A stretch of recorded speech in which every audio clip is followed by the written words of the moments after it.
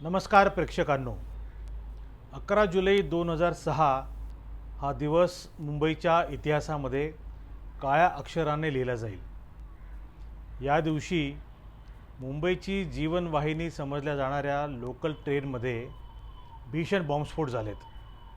60 ठिकाणी हे बॉम्बस्फोट झालेत आणि त्यामध्ये 187 जणांचा मृत्यू झाला. 600च्या वर लोक जखमी झालेत.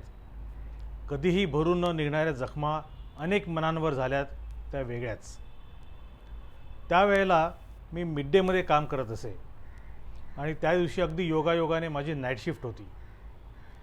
संध्याकाळच्या वेळेला जेव्हा ऑफिसला पोहोचलो आणि रेल्वेमध्ये ब्लास्ट झाल्याची बातमी आली, त्यानंतर माझ्यासकट सगळेच सहकारी फील्डवर धावलेत आणि त्यावेळेला आम्ही आमच्या डोळ्याने जे दृश्य बघितलं ते अक्षरशः अंगावर काटा आणणारं होतं.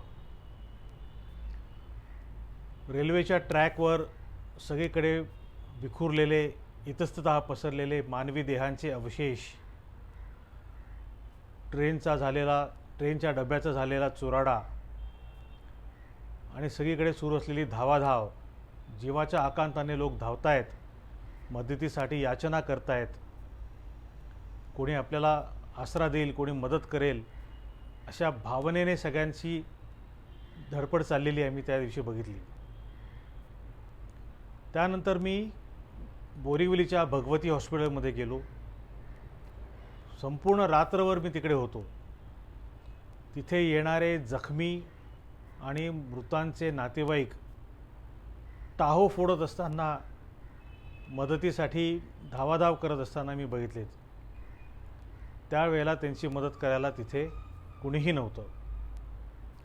नाही म्हणायला राष्ट्रीय स्वयंसेवक संघाचे काही स्वयंसेवक मृतदेह उचलताना दिसलेत. मृतदेह जिथे ठेवलेले होते त्या खोलीमध्ये देखील गेलो आणि तिथलं देखील दृश्य मी माझ्या डोळ्यांनी बघितलं. मन हेलावून टाकणारं दृश्य होतं मित्रांनो. कोणाचा पायपूस कोणाला नव्हता. जखमींच्या नातेवाईकांना तरी थोडीफार मदत मिळत होती, त्यांना कळत होतं आपला माणूस कुठे येते.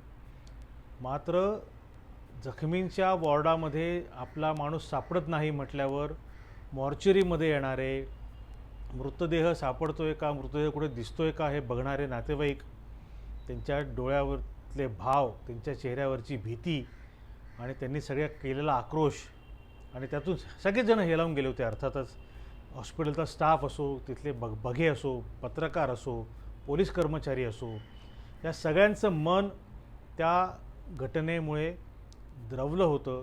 अतिशय शोकाकुल वातावरण तिकडे होतं. या गोष्टीला आता 19 वर्ष झालीत आणि 19 वर्षानंतर काल मुंबई हायकोर्टाचा निकाल असा आला की या घटनेसाठी म्हणून, या दहशतवादी कारवायासाठी म्हणून ज्या 12 जणांना मकोका कोर्टाने शिक्षा सुनावली होती, त्या सगळ्याच्या सगळ्या आरोपींना, त्या सगळ्याच्या सगळ्या, खरं म्हणजे आपण त्यांना दोषी म्हणू शकतो, कारण त्यांना मकोका कोर्टाने दोषी ठरवलं होतं. त्या सगळ्यांची मुंबई हायकोर्टाने निर्दोष मुक्तता केली. हायकोर्टाचं म्हणणं असं आहे की त्या 12 जणांना दोषी ठरवण्यासाठी म्हणून जे काही पुरावे असायला हवेत ते पुरावे समोर आले नाहीत आणि या 12 जणांचा या दहशतवादी कारवायांमध्ये कुठल्याही प्रकारचा सहभाग आढळून आलेला नाही. किंबहुना ज्या ज्या लोकांनी म्हणून साक्षीदार म्हणून आपली साक्ष नोंदवली कोर्टापुढे, त्यातल्या एकाचीही साक्ष ग्राह्य धरता येणार नाही असा निकाल कोर्टाने दिलेला आहे. आणि कोर्टाचा निकाल आल्या लगेचच 12 जणांपैकी 6 जणांची तुरुंगातून सुटका देखील झाली. त्यातले 4 अमरावतीच्या तुरुंगात होते, 2 नागपूरच्या तुरुंगात होते. एकाचं कोविडच्या काळामध्ये निधन झालेलं आहे आणि एक जण जो आहे त्याला दुसऱ्या एका गुन्ह्यामध्ये अटक झालेली असल्यामुळे, अर्थात तो सुद्धा खुनाचा गुन्हा आहे मित्रांनो, हे पण आपल्याला सांगायला पाहिजे. त्याला खुनाच्या गुन्ह्यामध्ये त्याच्यावर आरोप असल्यामुळे, त्या गुन्ह्यात त्याला अटक झालेली असल्यामुळे तो नागपूरच्या तुरुंगामध्ये राहणार आहे. पण याच्यातला सगळ्यात मोठा जो कालपासून आक्रोश जो मला बघायला मिळतो आहे तो हा आहे की एका कोर्टाने 12 जणांना दोषी सिद्ध करणं आणि दुसऱ्या कोर्टाने, म्हणजे त्याच्यापेक्षा वरच्या कोर्टाने, वरिष्ठ कोर्टाने त्या सगळ्याच्या सगळ्या गुन्हेगारांची निर्दोष मुक्तता करणं, यामध्ये नक्की बरोबर कोण? यामध्ये नक्की योग्य कोण? पुरावे तर तेच आहेत, साक्षीदार पण तेच आहेत, घडलेल्या घटना पण त्याच आहेत. मग एका कोर्टाला जर असं वाटतं की या 12 जणांनी हा गुन्हा केला आहे, तर दुसऱ्या कोर्टामध्ये या 12 जणांचा गुन्हा निर्दोष कसा सिद्ध होऊ शकतो? हा मला पडलेला प्रश्न आहे. म्हणजे याच्यामध्ये कोण बरोबर कोण चूक याच्यात मला जायचं नाही आहे. पण सामान्य माणसाला पडलेला प्रश्न हा आहे की जर कायदा तोच, पुरावे तेच, माणसं तीच, फक्त बघणाऱ्याचा आणि पुरावे सादर करणाऱ्यांची संख्या वेगळी असेल, ती माणसं वेगळी असतील, एवढा फरक पडला तर केसचा निकाल संपूर्णपणाने बदलू कसा शकतो? म्हणजे ही आपल्या कायद्यातली त्रुटी आहे की ज्या तपास यंत्रणांनी आपला तपास व्यवस्थित केलेला नाही असं कोर्टाचं म्हणणं आहे, त्या तपास यंत्रणांनी काहीतरी कमतरता याच्यामध्ये ठेवलेली आहे?